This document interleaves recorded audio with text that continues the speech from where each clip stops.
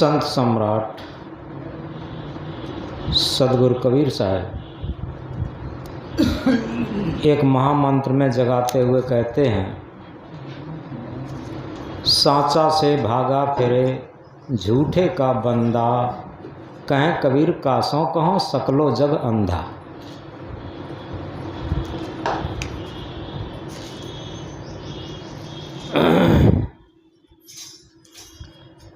यथार्थ में अगर हम अपने पूरे जीवन की समीक्षा करें, अपने पूरे जीवन का निरीक्षण करें, परीक्षण करें, तो पूरे जीवन हम सत्य से भागते रहते हैं और झूठे के पीछे लगे रहते हैं, झूठे के बंधन में लगे रहते हैं। जिस तरीके से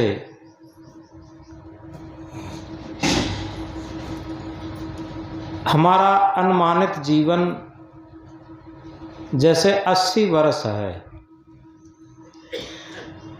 और 80 वर्ष में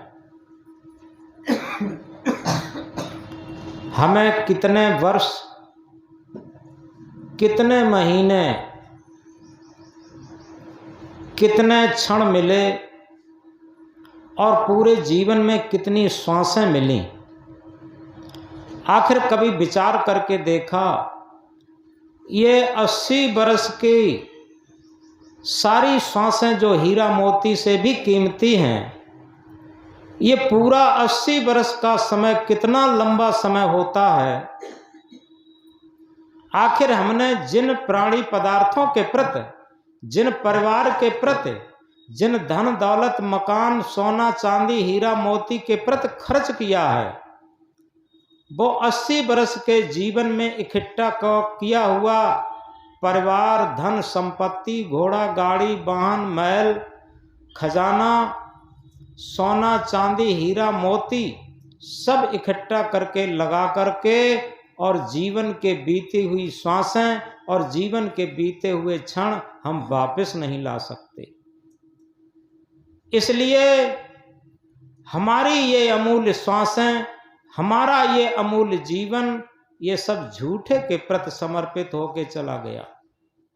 इसलिए सदगुरु कबीर साहब जगाते हैं, और वह झूठा कब नजर आता? जब हमारी वृद्ध अवस्था आ जाती, जब हमारी वृद्ध अवस्था जर्जर अवस्था आ जाती है, तब ये सब झूठा नजर आता।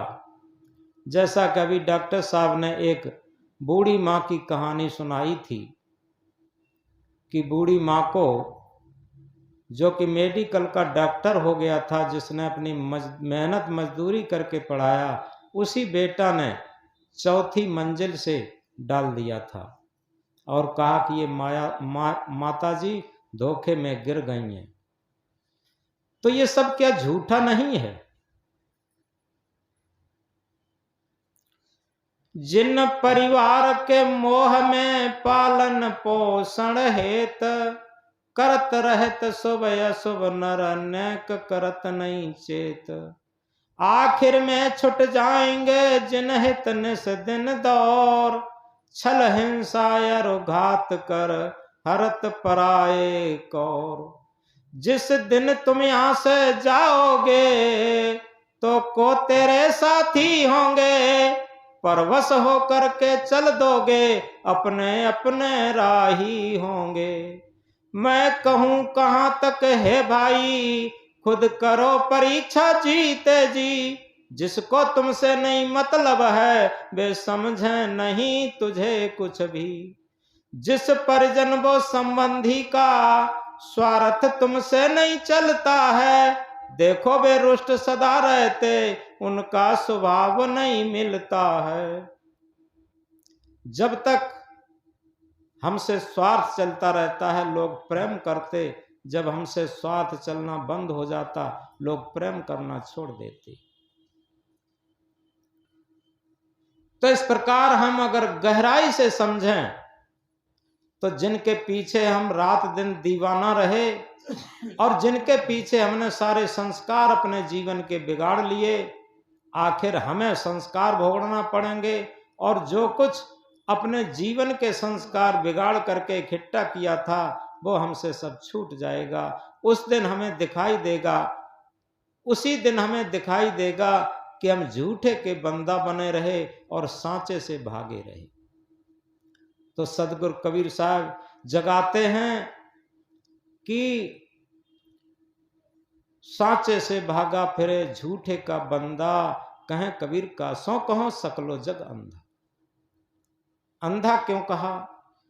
अंधा इसीलिए कहा कि यथार्थ में कि हमें तब नजर आता जब हमारी अंदर की आंखें खुलती। आपने देखा होगा जितने भी महापुरुष आए, जितने भी महाभक्त आए, उनकी जब अंदर की आंखें खुली, विवेक और विचार की आंखें खुली, तब उन्हें लगा कि वास्तव में ये सब झूठा था। जब तक अंदर की आंखें नहीं खुलती तब तक झूठा ही सच लगता और सच ही झूठा लगता, उल्टा होता। तो इसलिए एक छोटी सी बात से समझेंगे। एक जगह एक अंधा व्यक्ति आमंत्रित था, और अक्सर होता है अंधे व्यक्ति को जो पास पड़ोस की रास्ताएं होती हैं वो याद हो जाती हैं, तो वो अकेले ही चले जाते। तो वो उस रास्ते से अकेला चला गया। वहां निमंत्रण में काफी देर हो गई। देर होने के बाद अंधेरा हो गया। सभी लोगों से मिलने जुलने के बाद उस अंधे व्यक्ति ने, जिसके यहाँ निमंत्रित था, उससे कहा कि भैया अब हमें आज्ञा दो, हम जाना चाहते हैं। तो उसने कहा कि ऐसा करो, सवेरे तुम चले जाना, अभी अंधेरा है, दिखाई नहीं देगा।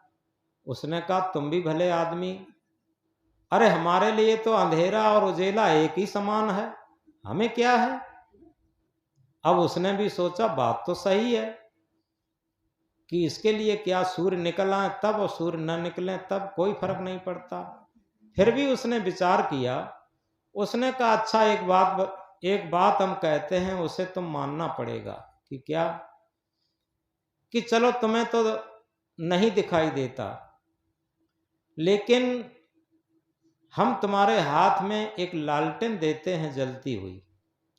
उससे क्या होगा, जो आंखों वाला व्यक्ति आता होगा, कम से कम उसे तो तुम दिखाई दे जाओगे। वो तुम्हें देख लेगा कि हाँ कोई आ रहा है। तो संदेह व्यक्ति ने कहा कि ठीक है, चलो ये बात हम मान लेते हैं, एक जलती हुई लालटेन मुझे पकड़ा दो। पहले तो उसने कहा कि लालटेन से क्या मेरा मजाक उड़ाना चाहते? कि नहीं नहीं, मैं इसलिए नहीं दे रहा कि तुम्हें दिखाई देगा, मैं इसलिए बता रहा हूं कि कोई आंखों वाला उधर से आता होगा तो वो तुम्हें देख लेगा, तुम्हारी लालटेन को देख लेगा। तो उसने बात स्वीकार कर ली कि चलो ठीक है। लालटेन हाथ में लेकर वो व्यक्ति चल देता है। संयोग ये पड़ा कि उधर से भी एक व्यक्ति ऐसा ही अंधा, और संयोग ये पड़ा कि उसके हाथ में भी लालटेन। उधर से भी एक व्यक्ति आ रहा है उसी अंधेरे में, और लालटेन उसके भी हाथ में है, और दोनों को रास्ता ज्ञात है और अपने तरीके से अभ्यास से रास्ते रास्ते चले आ रहे हैं। दिखाई तो किसी को नहीं देता, दोनों के हाथ में लालटेन है। अब जैसे ही दोनों आमने सामने आते हैं, दोनों टकरा जाते हैं। अब दोनों में झगड़ा होता है कि बेवकूफ तुझे दिखाई नहीं देता। वो कहता बेवकूफ तुझे दिखाई नहीं देता, मेरे हाथ में लालटेन है। वो कहता बेवकूफ तुझे दिखाई नहीं देता, मेरे हाथ में लालटेन है। अब लालटेन तो वास्तव में दोनों के हाथ में है, लेकिन दोनों को नहीं दिखाई देता कि किसी के हाथ में लालटेन है। तब तक क्या होता है, एक दूसरा व्यक्ति आ जाता है। उसने कहा भाई क्यों झगड़ा हो रहा? कि भैया इसलिए झगड़ा हो रहा, अरे कम से कम हम तो अंधे हैं ही, और हम लालटेन हाथ में लिए हुए हैं, इसके आंखें हैं, इसको दिखाई नहीं देता, इसने टक्कर मार दी। तो वही बात उसने कहा कि हमें भी नहीं दिखाई देता, हमारे हाथ में भी लालटेन है। तो उस आंखों वाले व्यक्ति ने कहा कि भैया बात सही है, तुम दोनों मत झगड़ो, कि दोनों लोगों को आंखें नहीं हैं और दोनों को दिखाई नहीं देता, लेकिन दोनों के हाथों में लालटेन है और इसीलिए तुम टकरा गए। तब उस आंखों वाले व्यक्ति ने निर्णय किया, तब उनकी बात समझ में आई कि हम व्यर्थ में धोखे में ही लड़ाई झगड़ा कर रहे थे, कि इसे भी नहीं दिखाई देता, हमें भी नहीं दिखाई देता। तो इसी तरीके से हम लोग भी मत पंथ और पोथियों के बल पर ये लालटेनें लिए रहे हैं। किसकी लालटेन है? पोथियों की लालटेन, मत मजहबों की लालटेन, पूजा पाठ की लालटेन हाथ में लिए रहे हैं और अंधे की तरीके से रास्ते चल रहे हैं, जो अभ्यास बना लिया है उसी तरीके से। जैसे अभी एक माता जी ने भजन गाया था, सतगुरु जी आ जाइयो, राम बन के आइयो, सीता को साथ लइयो, अब मल्हा बन के आइयो। यथार्थ में ये सब अंधा अनुकरण है, क्योंकि जो सच्चा सदगुरु होगा वो किसी बंधन को नहीं पालता, और जो बंधन को पालता है वो सदगुरु नहीं होता।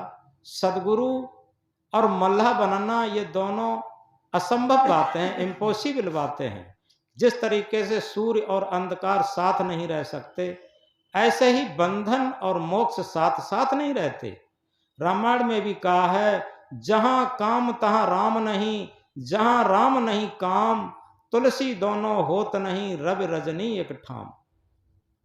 जहां कामनाएं हैं, वासनाएं हैं, वहां राम स्वरूप नहीं हो सकता, और जहां राम स्वरूप है, घट घट रमैया राम स्वरूप है, वहां कामनाएं स्वरूप नहीं हो सकती, काम स्वरूप नहीं हो सकता। तुलसीदास जी कहते हैं, दोनों नहीं होते हैं रवि रजनी, रात्र और सूर्य दोनों एक साथ नहीं रहते। जहां सूर्य होगा वहां रात्रि नहीं होगी, रात्रि होगी वहां सूर्य नहीं होगा। तो इसलिए जिस बात को हम कह रहे थे सदगुरु कबीर साहब की, उस बात पर, उस तथ्य और उस सत्य पर आइए। हमारे पास जो पंच भौतिक शरीर है, और इस शरीर और मन इंद्रियों की गुलामी में पूरा जीवन व्यतीत होता है, यही अंधापन है। क्योंकि हमें यही तो दिखाई देता है, परिवार से लेकर के, धन दौलत से लेकर के, मकान महल से लेकर के, घोड़ा बाड़ी सोना चांदी से लेकर के, यही सब हमारा जीवन है।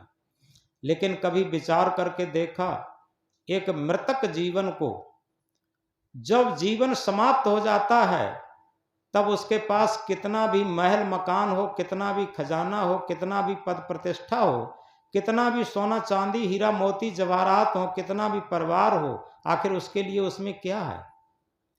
उसके लिए उसमें कुछ नहीं है। उस क्षण वो सब झूठा है। तो हम किसे देखते हैं, ये बात समझने की है। हम केवल पूरे जीवन झूठे को देखते हैं। ये सब झूठा है जो आंखों से, इन आंखों से हमें दिखाई देता है। इसीलिए कहा, इन आंखों से हर नहीं देखें, नैन तीसरा खोल, प्यारे सदगुरु सदगुरु बोल। इन आंखों से, और भी कहा है, परख नहीं सकती हैं रतनों को हर इंसान की आंखें, और दिखाई सत्य क्या देवे, दिखाई आत्म क्या देवे, दिखाई परमात्म क्या देवे, जब तक न हो ज्ञान की आंखें। ज्ञान की आंख से ही, विवेक और विचार की आंख से ही सत्य दिखाई देगा। तो इसलिए सांचा से भागा फिरे, यथार्थ में सत्य और असत्य का संगम ही तो हमारा जीवन है। यह शरीर असत्य है और इसके अंदर आत्मा सत्य है। ईमानदारी से सभी लोग विचार करें, हम सत्य के लिए कितनी श्वासें खर्च कर रहे हैं रोज, और असत्य के लिए कितनी श्वासें खर्च कर रहे हैं। ये अपनी ईमानदारी से अगर विचार करें, तो क्या हम असत्य के लिए ही ये जीवन नहीं ढो रहे, और असत्य के ही बंदा नहीं बन रहे क्या? किसी को टाइम नहीं मिलता, और गृहस्थों की तो बात छोड़ दीजिए, हम महात्माओं की बात करते हैं। देखो सत्संग है लेकिन महात्माओं की गिनती न के बराबर है। गृहस्थ, माताएं, भक्त तब भी सब लोग आ जाते, लेकिन जो महात्मा लोग हैं उन्हें समय नहीं है, क्योंकि सबसे बड़ी चीज है, कबीर साहब ने कहा साधु होना चाहिए पक्का हो के खेल, कच्ची सरसों पेर के खली भया ना तेल। साधु होना चाहिए पक्का हो के खेल। पक्का होकर खेलना क्या है? यही है कि सांचे से भागा फिरे झूठे का बंदा। जब सांचे के प्रति प्रीति होगी तो हमारे जीवन में अभाव खत्म हो जाएगा। अभाव तभी तक है जब तक हम झूठे के बंदा बने हुए हैं, क्योंकि उसकी पूर्ति कभी किसी की पड़ी ही नहीं। हविस कब आती है? जब सबसे पहले मन में काम पैदा होता है, कामनाएं, और कामनाएं जब पूर्ति नहीं होती तभी क्रोध जगता। कामनाओं की पूर्ति जब नहीं होती तभी क्रोध का जन्म होता, और जब कामनाओं की पूर्ति होती है तब तृष्णा का जन्म होता, जिसे हविस कहते। जितनी जिसकी कामनाओं की पूर्ति होती चली जाती है उसकी उतनी तृष्णा बढ़ती चली जाती है, और जब कामनाएं पूर्ति नहीं होती हैं तब क्रोध बढ़ता चला जाता है। तो इसीलिए तो कहा तृष्णा है कि डाकनी की जीवन को काल, और निस्दिन चाहे जीवन करत बिहाल। हविस की हविस इंसान को हैवान बना देती है। हविस की हविस इंसान को हैवान बना देती है। हविस की चोट इंसान को इंसान बना देती है। अगर हविस से बचे जीवन भर तो इंसान को भगवान बना देती है। यथार्थ में ये मन की हविस ये तभी जगती है जब कुछ कामनाएं पूर्ति होने लगती, और कामनाओं की पूर्ति में सुख महसूस होता और कामनाओं की अपूर्ति में दुख महसूस होता। और जहां पर कामनाएं नहीं है वहां पर सुख भी नहीं है और दुख भी नहीं। तो सम्राटत्व कहां पर है? जहां पर कामनाएं नहीं है। चाह गई चिंता मिटी मनुआ बेपरवाह, जिनको कछु न चाहिए सोई सहन पति सहा। वही सम्राटों के सम्राट जिनकी सारी चाहनाएं खत्म हो गई।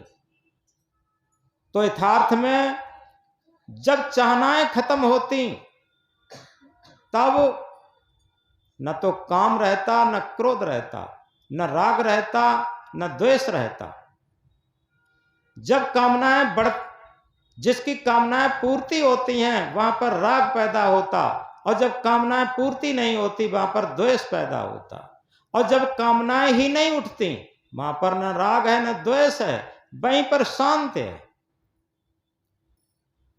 तो इस तरीके से यथार्थ में इसीलिए कितना सुंदर कहा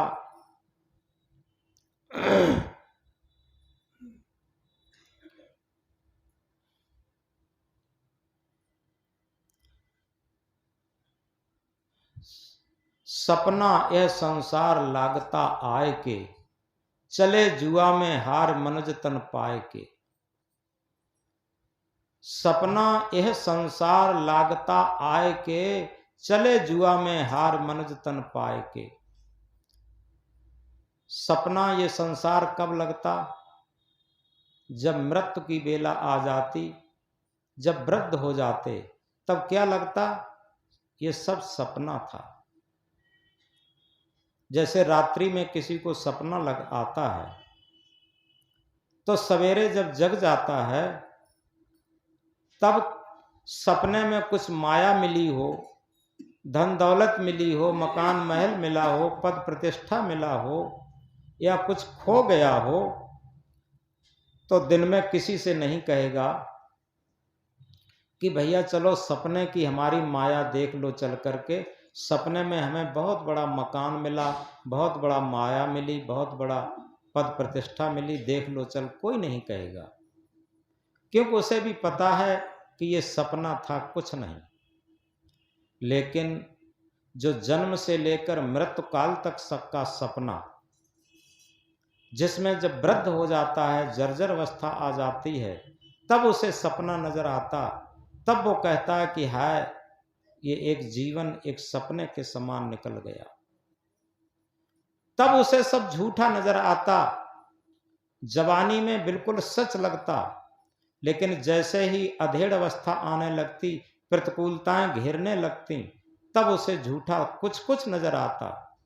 और इसके बाद जब जर्जर अवस्था आ जाती, जब शरीर बिल्कुल काम नहीं करता, तब बिल्कुल झूठा नजर आने लगता, तब उसे सपना नजर आता, तब तक सपना नजर नहीं आता। तो इसलिए अगर हमारे अंदर विवेक की आंख खुल जाए, हमारे अंदर विचार की आंख खुल जाए, तो हमें साफ नजर आने लगेगा कि ये शरीर का जितना भी व्यवहार है, मन इंद्रियों का जितना भी व्यवहार है, ये सब स्वार्थ का व्यवहार है। यह संसार स्वार्थ का साथी, इसमें नहीं अपना, साहेब इसमें नहीं अपना, अपनी शरण लगाओ, संसार है ये सपना। यथार्थ में संसार ये सपने के समान है। अगर आज बुढ़ापे की अवस्था में बचपन से लेकर के किशोरावस्था और जवानी की सब याद करें, तो वो सपने की तरीके से ही सब चला गया, और जो शेष है वो भी सपने की तरीके से जा रहा है। आज किशोरावस्था की और बचपन की जो खेल थे वो आज कहाँ है, और उस तरह की मन की जो तरंग मालाएं हैं वो आज कहाँ हैं, वो सब झूठी नजर आने लगी। तो इसलिए हम कह रहे थे, सपना यह संसार लागता आए के, चले जुआ में हार मनुज तन पाए के। जैसे जुआ में आदमी जब हार जाता है तो उसके पास कुछ नहीं रहता, तब केवल हाथों को झाड़ता है, कपड़ों को झाड़ के चल देता है। इसी तरीके से जब मृत्यु की वेला आती है तो आदमी, ये मनुष्य जन्म रूपी ये दांव, अमूल्य दांव मिला है, ये शुभ अवसर मिला है, ये जितनी भी हमारे जीवन की अमूल्य श्वासें मिली हैं, ये बहुत अमूल्य दांव है। किसके लिए? सत्य क्या है, असत्य क्या है, धर्म क्या है, अधर्म क्या है, पाप क्या है, पुण्य क्या है, जड़ क्या है, चेतन क्या है, बंधन क्या है, मोक्ष क्या है, अशांति क्या है, शांति क्या है। इन सारी चीजों को निर्णय करके और शांति मुक्त धाम में विहार करने के लिए ये अमूल्य दांव था, लेकिन ये अमूल्य दांव हमने झूठे के बंदा बनने में खो दिया। और फिर हम हारे ज्वारी की भांति से दोनों हाथों को झाड़ते हैं, कपड़ों को झाड़ते हैं, और मायूस होकर के मुझे जाना पड़ता, पश्चाताप के टप टप आंसू गिराते हुए जाना पड़ता, रोते हैं। ऐसे बिरला लोग होंगे। कबीर साहब जिसे कहते हैं अपनी भाषा में, कबीर जब हम पैदा हुए जगत हंसा हम रोए, ऐसी करनी कर चलो हम हंसें जग रोए। बच्चा जब जन्म लेता है तब सारा समाज खुशी मनाता, बधाई बजाता, ढोल बजाता, लेकिन बच्चा रोता। मनुष्य का ही बच्चा एक ऐसा बच्चा है जो रोते रोते जन्म लेता, शिकायत करते करते जीवन व्यतीत करता, और पश्चाताप के टप टप आंसू गिराते हुए चला जाता। मनुष्य के अलावा कोई भी पशु, कोई भी पक्षी रोते रोते जन्म नहीं लेता, शिकायत करते करते जीवन नहीं व्यतीत करता, और पश्चाताप के टप टप आंसू गिराती है कोई नहीं जाता। उसमें कारण क्या है? देखो, गाय भी अपने बछड़े से बहुत प्रेम करती, लेकिन जब उसका दूध छूट जाता है, इसके बाद कोई भी गाय अपने बछड़े से कोई प्रेम नहीं करती और कोई भी बछड़े को कोई मतलब नहीं, स्वतंत्र हो गए। इसी तरीके से अगर हम सही तरीके से अपना कर्तव्य निर्वहन करते हैं तो निश्चित है हमारा जीवन मधुरतम बन सकता है, हमारे जीवन का सदुपयोग हो सकता है। लेकिन मनुष्य जितना मोही दुनिया में कोई भी प्राणी नहीं होता। जितना मनुष्य जाति मोही होती, और ये कब पता चलता, देखो तुलसीदास को कब पता चला, जब उनकी पत्नी की तरफ से उन्हें प्रतिकूलता मिली। तुलसीदास को रात में ही पत्नी के पास पहुंचे और जब वो छत पर पहुंचे, आहट हुई। उनकी पत्नी ने कहा, कौन? तुलसीदास ने कहा, तुम्हें प्राणों से अधिक चाहने वाला तुलसी। पत्नी जल भुन गई और उसने कहा, तुम्हें शर्म नहीं आई? पीछे पीछे चले आए, रक्षा बंधन की बात तो मैं आ ही जाती। सुबह होते होते भाई भावज देखेंगे कि तो क्या कहेंगे, माता पिता देखेंगे तो क्या कहेंगे, सखियां सहेलियां देखेंगी तो क्या कहेंगी। अरे जितने इस हड्डी मांस के शरीर से प्रेम करते, इतने तुम आत्म परमात्मा से प्रेम हो करते तो कुछ आदमी बन लेते। तुम्हें शर्म नहीं आई?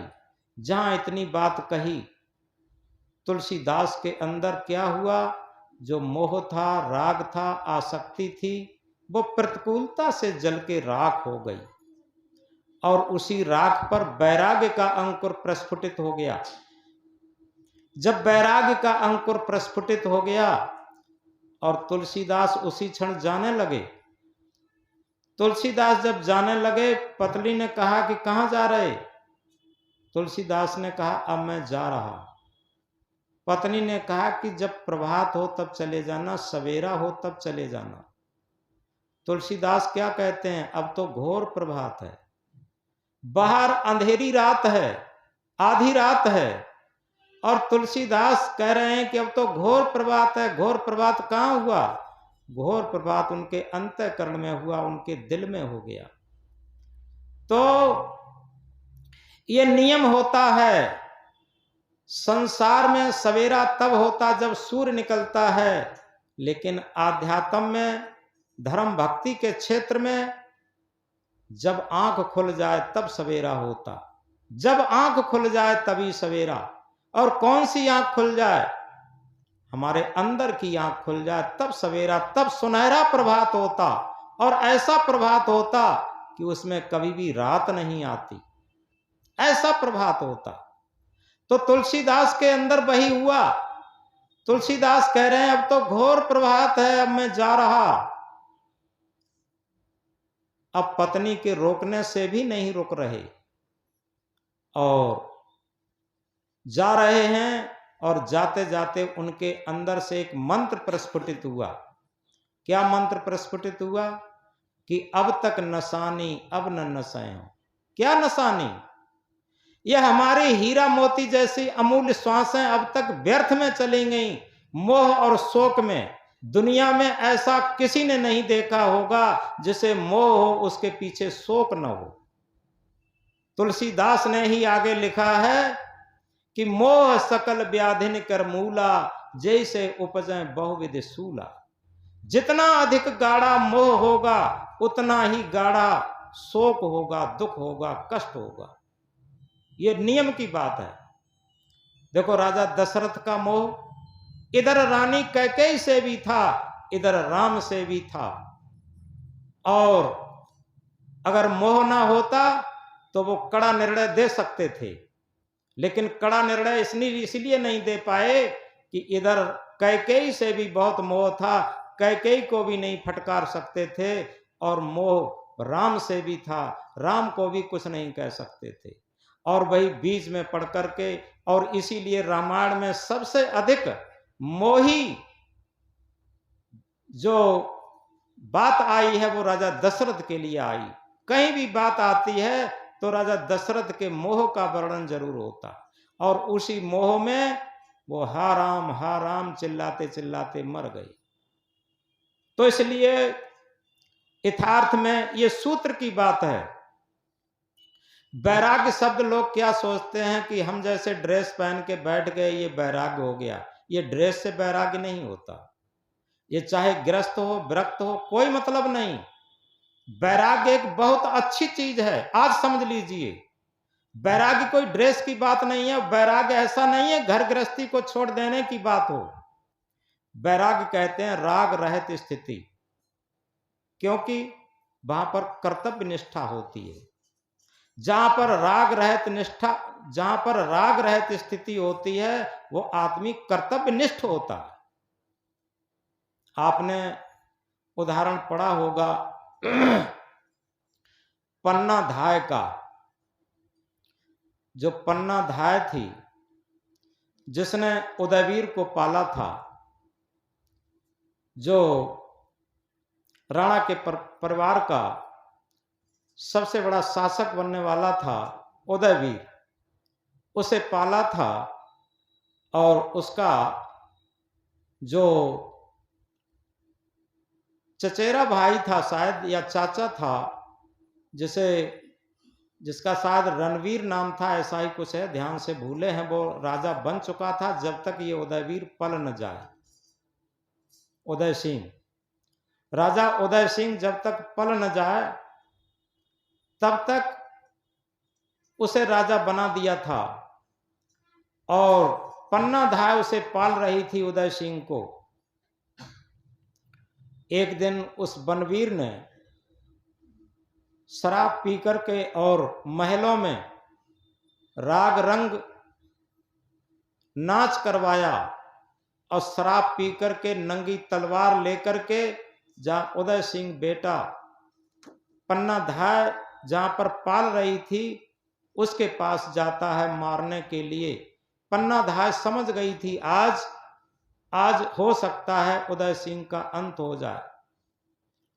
उसके बराबर का बेटा था, उदय सिंह के पलंग पर अपने बेटे को लिटा दिया और अपने बेटे के पलंग पर उसे लिटा दिया। जैसे ही वो शराब में धुत जाता है और पन्ना से बोला, कहाँ है उदय सिंह? उसने जो अपना बेटा उस लेटा था उधर को इशारा कर दिया, क्योंकि वो राजसी पलंग पर लेटा था। उसने अपने बच्चे को लिटा दिया था और उसने तलवार से टुकड़े किए और चला आया शराब की मस्ती में अपना कांटा साफ करके। रात में भी पन्ना उस उदयवीर को लेकर के निकल गई और वहां आंसू तक नहीं बहाई। और वही बाद में उस उदयवीर जब बड़ा हुआ उसे गद्दी मिली और उसने पन्ना को ऐसे अपनी मां से भी ज्यादा सम्मान दे करके पाला और वो प्रसिद्ध हुई। तो इस तरीके से यथार्थ में ये बात इसलिए है कि हम अपने बेटे के प्रति बेटी के प्रति कर्तव्य करें, लेकिन बहुत अधिक मोह न करें। कर्तव्य करना अच्छी बात है। अभी अभी मुझे एक घटना 2-1 दिन में मिली है।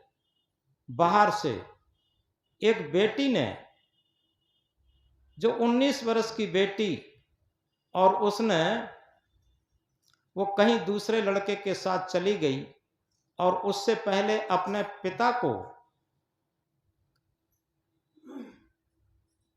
को अपने कंट्रोल में करने के लिए, वो किसी फैक्ट्री में नौकरी करता था, तो उसे कंट्रोल में करने के लिए उसने किसी टाइम सोते हुए और अपने कुछ नग्न दृश्य करके उसके साथ अपना वीडियो बना लिया, जिससे उसे इस तरीके से धमका करके दबा करके और कुछ न कर सके, ऐसा किया उसने। अब बताइए ये किस लिए है? केवल ज्यादा मोह करने से संतानें बिगड़ जाती हैं। और जब तक हम अपना कर्तव्य पालन करें और कर्तव्य निष्ठा रख करके और उनसे अधिक मोह नहीं करते, तो वास्तव में वो बिगड़ेंगे नहीं। अपनी जगह पर वो भी अपना कर्तव्य समझेंगे। और इसी को कहते हैं वैराग्य स्थिति। हमें लगता क्या है कि हम जितना मोह करेंगे उतना ही वो अच्छा रहेंगे, ऐसा कुछ नहीं। इसलिए सबसे बड़ी बात ये आती है, जहां पर अंदर की आंख खुलती है विवेक और विचार की, हम ये बात समझ लें कि एक बात बड़ी महत्वपूर्ण है। हे जीव मोह किस से करता, तेरे स्वरूप में मोह नहीं है, मान लिया तो मोह हुआ, जो नहीं माने तो छोह नहीं। जिसको तुम निज हित कर कहते, वे बदला लेने आए हैं, अथवा तेरे हित कर बन कर वे बदला देने आए हैं। जिसको तू कहता पुत्र मेरा, वास्तव में नहीं कोई तेरा है, पहले के कर्जदार हो तुम, वह कर्ज चुकाने आया है। पहले के मानुष तन में सुख दुख दुख तुम दुख दीना तुम, पहले के परिवार जो नहीं सहायक आज, तो क्या तू है समझता आज के देंगे काज। जिन परिवार के मोह में पालन पोषण हेत, करत रहत शुभ अशुभ नर नेक करत नहीं चेत। आखिर में छुट जाएंगे जिन हित निस दिन दौर, छल हिंसा यर घात कर हरत पराए कौर। यथार्थ में जिस अपने परिवार को समुन्नत उन्नत की चरम चोटी पर पहुंचाने के लिए रात दिन हम काली कमाई करके अपने सारे संस्कारों को बिगाड़ करके और उन्हें बहुत हाईएस्ट चोटी पर पहुंचाना चाहते हैं, और वही हमारा जब बुढ़ापा आता है तब हमें निग्लेक्ट कर देते। कारण क्या है? उसी मोह का परिणाम आ रहा है अपने आप। तो इसलिए उस समय जो अपने संस्कार बिगाड़ करके जिन्हें पाला पोसा था वो भी साथ जो छोड़ देते हैं, और उस समय हमारे वही काली करतूत के काले संस्कार मेरे सामने आते हैं, तो हमें केवल पश्चाताप के आंसुओं से रोना पड़ता है, और ऐसे ही हमारे इस जीवन का अंत होता है। तो इसलिए कबीर साहब जगाते हुए कहते हैं कि सांचे से भागा फिरे झूठे का बंदा, कहें कबीर कासों कहो सकलो जग अंधा। यथार्थ में हम अगर समझें कि 80 वर्ष के जीवन में हम पूरे जीवन एक बहाना बनाते रहे कि हमें भजन के लिए समय नहीं है, सत्संग के लिए समय नहीं है, सदग्रंथ अध्ययन के लिए समय नहीं है, हमें खाने के लिए समय है, टट्टी पेशाब के लिए समय है, सोने के लिए समय है, और संसार के सारे कार्य करने के लिए समय है, लेकिन किसके लिए समय नहीं है? जो हमारे अंदर जो सत्य आत्मा है, सत्य आत्मा को समझने के लिए और सत्य आत्मा में स्थित होने के लिए हमारे पास समय नहीं है। बस जिसके सहारे से हमारा जीवन चलता है, जिसके न होने पर जीवन ही नहीं होगा, और उसके लिए ही हमें समय नहीं है। इसीलिए सांचे से भागा फिरे झूठे का बंदा। किसके लिए समय है? झूठे के लिए। इसलिए सदगुरु जगाते हैं, सांचे से भागा फिरे झूठे का बंदा, कहें कबीर कासों कहो सकलो जग अंधा। यथार्थ में अगर सही पूछा जाए, हम अपने 24 घंटे के समय को एडजस्ट करें, डिस्ट्रीब्यूट करें, तो हम कम से कम आध घंटा समय क्या भजन भक्ति ध्यान साधना सदग्रंथ अध्ययन के लिए, सत्संग के लिए नहीं निकाल सकते? जब 24 घंटे में आध घंटा भी समय नहीं निकाल सकते, तो बताओ हमारी स्थिति क्या है? क्या हम अपने जीवन को महत्व देते? हम धन को महत्व देते, खेती बाड़ी को महत्व देते, परिवार को महत्व देते, सोना चांदी धन दौलत को महत्व देते, सबको महत्व देते, लेकिन अपने जीवन को महत्व नहीं देते। तो इसलिए हम एक बात कह रहे थे, संसार में प्रभात तब होता है जब सूर्य उदय होता, लेकिन धर्म क्षेत्र में, भक्ति क्षेत्र में, आध्यात्म क्षेत्र में प्रभात तब होता है जब अंदर की आंख खुलती है। जब अंदर की विवेक विचार की आंख खुल जाती है तो हमारे लिए अब समय ही समय हो जाता। दो ही बातें हैं, जब तक हमारे अंदर की आंख नहीं खुली है तब तक हमारे पास कोई समय नहीं है, और जब अंदर की आंख खुल जाती है तो क्या होता कि हम काम करते हुए भी हमारी दृष्टि कहां रह सकती है? आध्यात्म में रह सकती, धर्म में रह सकती, भक्ति में रह सकती। ऐसा कुछ नहीं, अंतर हो जाता है आंख खुलते ही। लेकिन उसमें से हमारे कर्मों में पवित्रता आ जाती है, जिसे कहते हैं वर्क इज वर्शिप। हमारा श्रम ही पूजा हो जाएगा। जैसे कबीर साहब ने अपनी भाषा में कहा है, संतो सहज समाध भली, गुर प्रताप लागी जादन से, सुरत न अंत चली, जह जह डोलूं सो परिक्रमा, जो कुछ करूं सो पूजा। संतो सहज समाध भली, गुरु प्रताप लागी जादन से। गुरु कौन है? हमारी अंतरात्मा ही सच्चा गुरु है, जो हमारे इस शरीर को प्रकाशित करती, इस जीवन को प्रकाशित करती, इस आत्मा के अलावा, इस चेतना के अलावा, इस सत्य सत्ता के अलावा हमारे जीवन को कोई जीवित नहीं कर सकता, प्रकाशित नहीं कर सकता, और उसी के लिए हमारे पास समय नहीं है। सबसे बड़ी विडंबना यह है, सबसे बड़े दुख की बात यह है, अगर आज किसी से कहो तो वो यही कहेगा कि महाराज गृह कारज नाना जंजाला, समय कहां है? उसके पास समय ही नहीं है, मानो समय लपेट कर उसने किसी बक्से में बंद कर दिया हो। अरे सबसे बड़ी बात यह है, ये तो हमारी बुद्धि का दिवाला निकल जाना है कि हम कह दें समय नहीं है। किसके लिए समय नहीं है? अरे सबसे बड़ी चीज यह है कि जीवन जब नहीं होगा तब बताओ क्या होगा। जब हमें जीवन के लिए ही समय नहीं है तो ये कौन से हमारी योग्यता की बात है? सबसे बड़ी बात, हम जीवन के लिए समय निकालें। जीवन शरीर नहीं है, जीवन धन दौलत नहीं है, जीवन सोना चांदी परिवार नहीं है। एक प्रयोग किया एक वैज्ञानिक ने कि सबसे ज्यादा प्रिय बेटा होता है बच्चा, और सबसे ज्यादा बच्चा किसे प्रिय होता? बंदरिया को। मनुष्य से ज्यादा बंदरिया अपने बच्चे से प्रेम करती है। जब तक उस बंदरिया के बच्चे में सड़न पैदा बदबू नहीं आ जाती तब तक बंदरिया छोड़ती नहीं, पेट से लगाई रहती। उसने क्या काम किया? एक गरम तवा और उसमें बीच में एक बेल्ट करवाया, लोहे का खूंटा, और उस तवा को गर्म किया, और क्या करता है, उस बंदरिया को जो बच्चा पेट से चिपकाए थी उसे उस खूंटा से जंजीर में बांध दिया गर्म तवे के ऊपर। पहले तो वो भागती रही, जब जाने की अब मेरी जान जा रही है, बस उसने क्या काम किया, उस बच्चे को नीचे दबा करके उस पे खड़ी हो गई अपनी जान बचाने के लिए।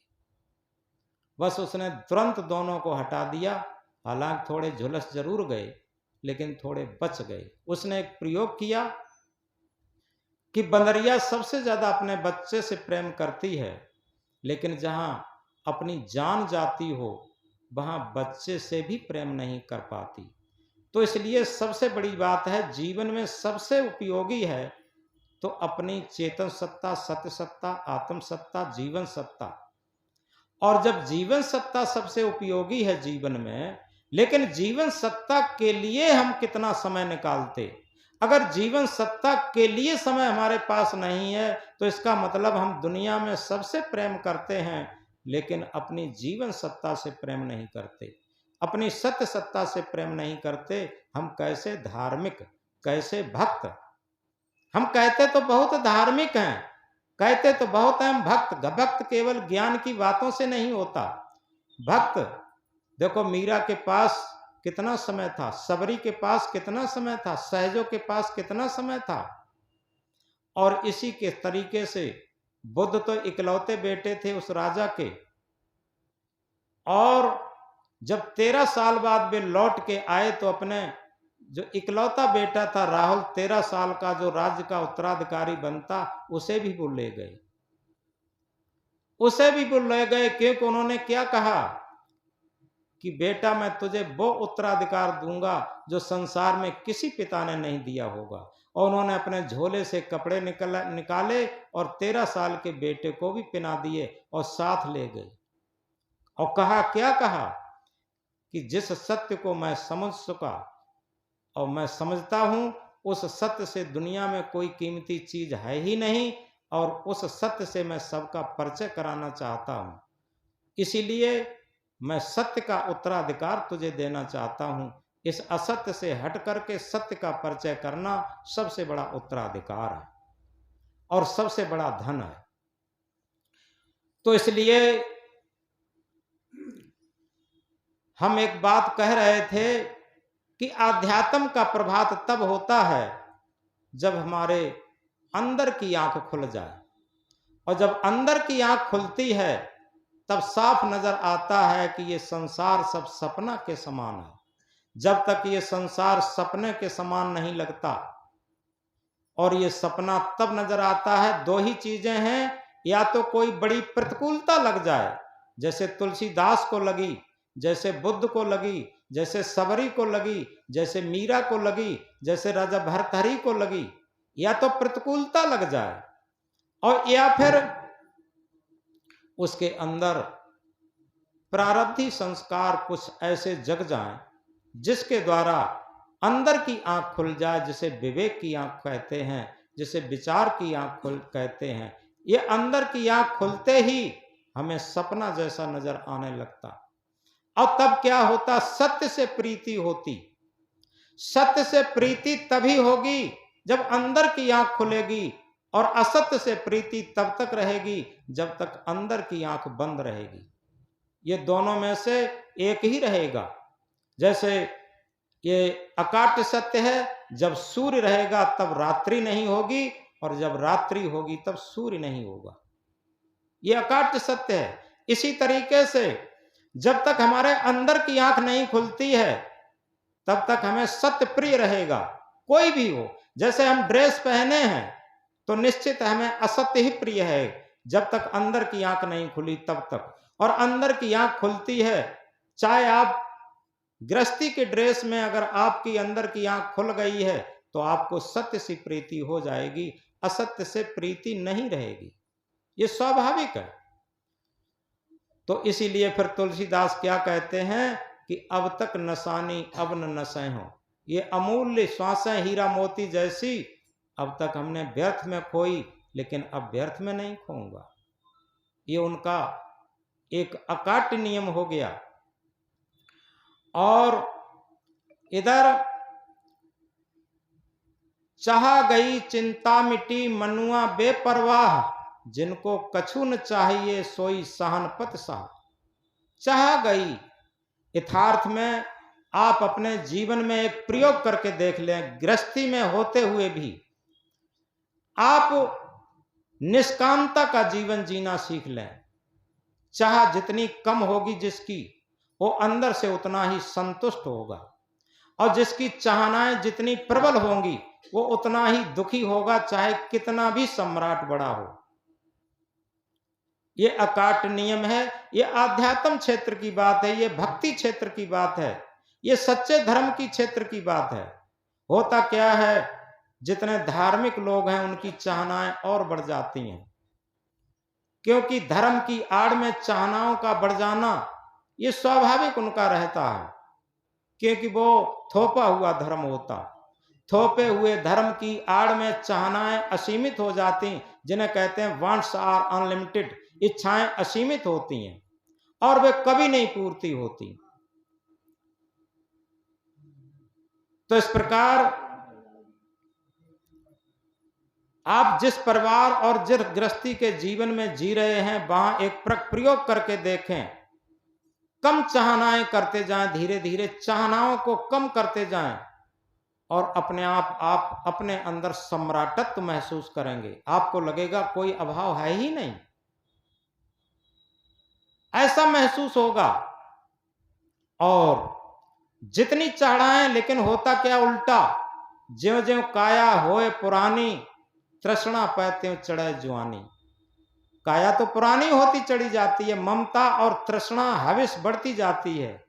हविस की हविस इंसान को हैवान बना देती है, हविस की हविस इंसान को हैवान बना देती है, हविस की चोट इंसान को इंसान बना देती है। हविस से बचे जीवन भर तो इंसान को भगवान बना देती है। यथार्थ में ये जो तृष्णा की हविस है, और इससे जितना हम बच पाते हैं उतना ही हम भक्ति क्षेत्र में आगे बढ़ जाते हैं, और इस तृष्णा की हविस में जितना पड़ जाते हैं उतना ही भक्ति क्षेत्र में हम पीछे चले जाते हैं। ये स्वाभाविक बात है। तो एक उदाहरण द्वारा बात आती है। एक भक्त था, उसने किसी देव की प्रार्थना शुरू की, उसका देव प्रकट हुआ। उसने कहा, कहो भैया तुमने कैसे याद किया? तो उसने कहा कि महाराज हम बहुत गरीब हैं और हम ये चाहते हैं कि आप मुझे एक ऐसा वरदान दे दो जिससे कि मैं जो चीज छूं वही सोना बन जाए। तो उसने कहा, ए मस्त, ऐसा ही होगा। ठीक है, बड़ा खुश हुआ कि मुझे तो अब सोना बनाने की कला मालूम हो गई। अब वो घर पे गया तो सबसे पहले उसने कुर्सी मेज को छुआ, कुर्सी मेज सोने की हो गई।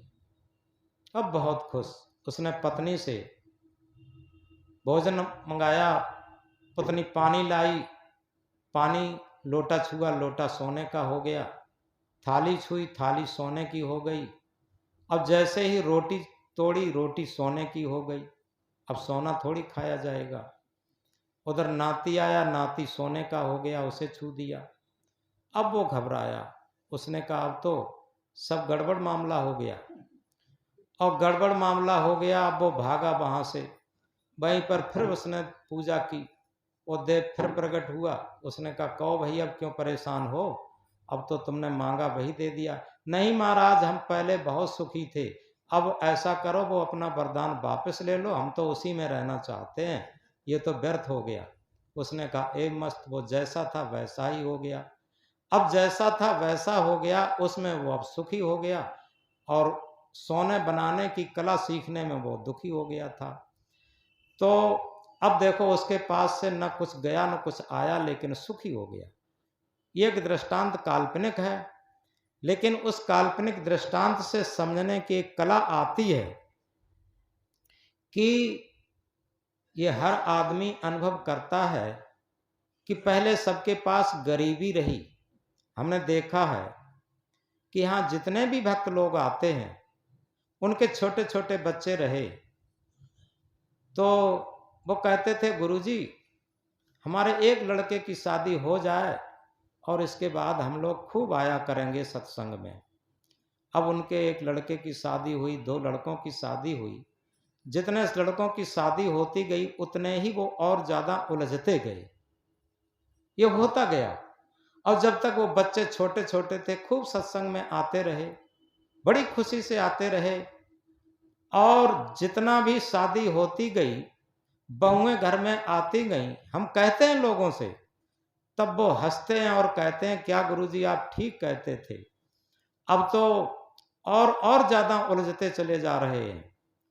तो इसलिए ऐसा न समझें, ये बातें इसलिए कह रहे हैं, ऐसा न समझें कि हम ये समझते होंगे कि किसी दिन जीवन में ऐसा आएगा कि हम पूर्ण छुट्टी पा करके सत्संग कर लेंगे, भजन भक्ति कर लेंगे।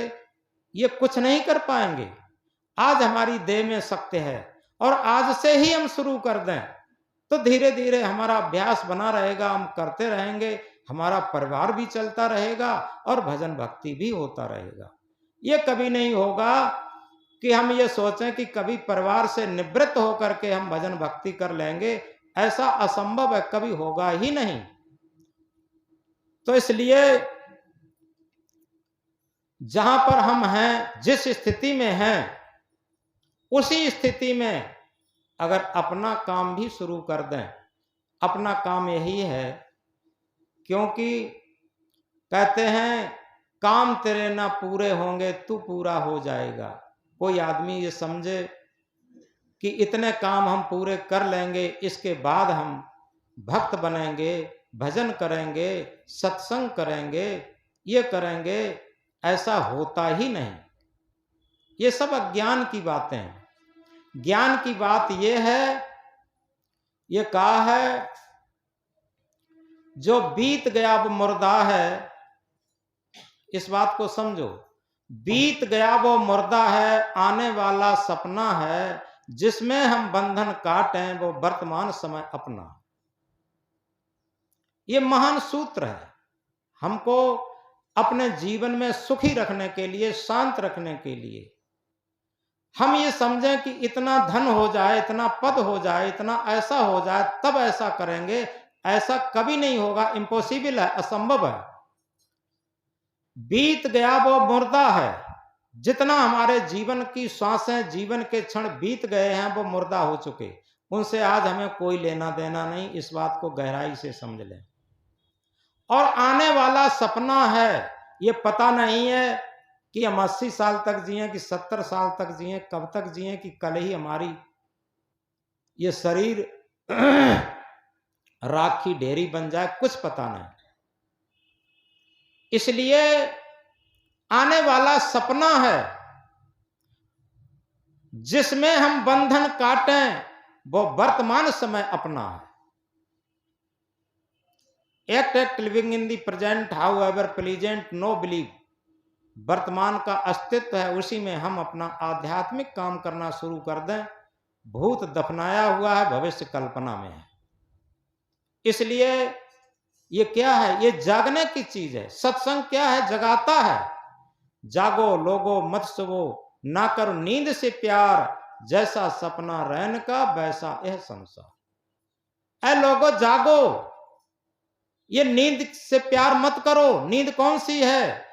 जो हम संसार की सांसारिक वासनाओं में सो रहे हैं और ये सोचते हैं इन वासनाओं में पड़ करके हम अपने को संतुष्ट कर लेंगे, सुखी कर लेंगे, आनंदित कर लेंगे, शांत कर लेंगे। ऐसा असंभव है, ऐसा हो ही नहीं सकता। यही तो सपने में सोना है। जागो लोगो मत सोवो। सत्संग जगाने का काम होता है। मत सोवो, ना कर नींद से प्यार। ये नींद है किसकी? मोह की नींद, वासनाओं की नींद। ये मन की वासनाओं की नींद में सो रहे हैं। जागो लोगो मत सोवो, ना कर नींद से प्यार, जैसा सपना रैन का वैसा यह संसार। जैसा रात्रि का सपना होता है वैसा ही यह संसार है। पूरा जीवन एक सपने के समान निकल जाता है।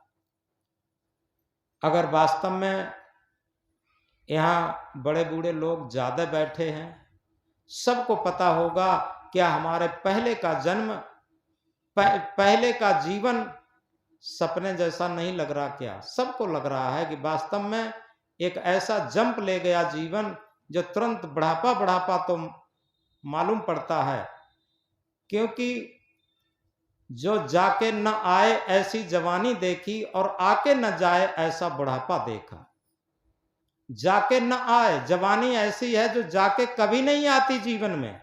जाके न आए ऐसी जवानी देखी और आके न जाए ऐसा बुढ़ापा देखा। बुढ़ापा आ जाए फिर कभी जीवन में जा नहीं सकता, वो तो आ गया तो आ गया। तो इसलिए हम इस महामंत्र को गहराई से समझें। जागो लोगो मत सोवो, ना करो नींद से प्यार। हम इस तरीके से सो रहे हैं मटर गश्ती में कि लगता है कि हम ही दुनिया के सम्राट हैं।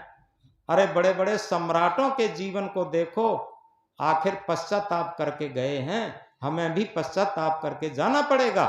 ये याद रखें, इस मटर गश्ती में न रहें। किसी की अनुकूलताएं सदा नहीं रही हैं, याद रखें, क्योंकि ये अनुकूल क्षण हमेशा नहीं रहते। ऐसा कोई भी दुनिया में नहीं आया जिसे प्रतिकूलता के दर्शन न मिले हों, जिसे दुख से सामना न करना पड़ा हो। इसीलिए कहा, इस जीवन दरिया के सुख दुख तो किनारे हैं, सुख भी तो हमारे हैं, दुख भी तो हमारे हैं। इस जीवन दरिया के सुख दुख दो किनारे हैं, सुख भी तो हमारे हैं, दुख भी तो हमारे हैं। तो इसलिए हम जागें। हमने एक महामंत्र कहा था कि साचे से भागा फिरे झूठे का बंदा, कहें कबीर कासो कहो सकलो जग अंधा। हम पूरे जीवन सत्य से भागते रहते, सत्य से आंखें छिपाए रहते। किसी की कोई गलती कह दो तो उसे खराब लगता है, अगर उसे मीठी मीठी चुपड़ी चुपड़ी बातें कहो, तुम तो बड़े अच्छे हो और तुम जैसा तो कोई नहीं है, बहुत खुश रहेगा। अगर उसकी गलती की बात कह दी तो वो एकदम हट जाएगा। झूठे से भागा फिरे। सच बात यह है, ये कहा है सोई हित बंधु मोय भावे, जात कुमारग मार्ग लावे। वही हमारा हितु है, बंधु है, प्रेमी है, संत है, गुरु है, उद्धारक है, कल्याणकारक है, जो कुमार्ग से हटा करके सदमार्ग पर मुझे लगाए। ये अपने अंदर सूत्र बना ले, जो हमें असत्य मार्ग से हटा करके सत्य मार्ग पर लगाए, अधर्म से हटा करके धर्म पर लगाए, बंधन से हटा करके मोक्ष पर लगाए, अशांत से हटाकर शांत मार्ग पर लगाए, और जो असत मार्ग है उससे सदमार्ग पर हमें जोड़ दे। वही हमारा सच्चा हितु, बंधु, प्रेमी, संत, सदगुरु सब कुछ है। इसलिए हम इस महामंत्र को गहराई से समझें। साचे से भागा फिरे झूठे का बंदा, कहें कबीर कासों कहो सकलो जग अंधा। और जो बीत गया वो सपना है, जो बीत गया वो मुर्दा है, आने वाला सपना है, जिसमें हम बंधन काटें वो वर्तमान समय अपना। वर्तमान में हम जग जाएं। वास्तव में वर्तमान को बरतो भाई, भूत भविष्य सब देव बहाई।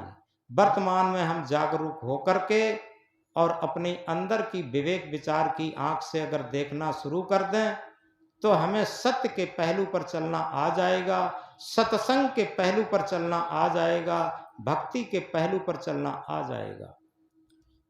वो पथ क्या, पथिक सफलता क्या, जिस पथ में बिखरे सूल न हो, उस नाविक की धैर्य परीक्षा क्या, यदि धाराएं प्रतिकूल न हो।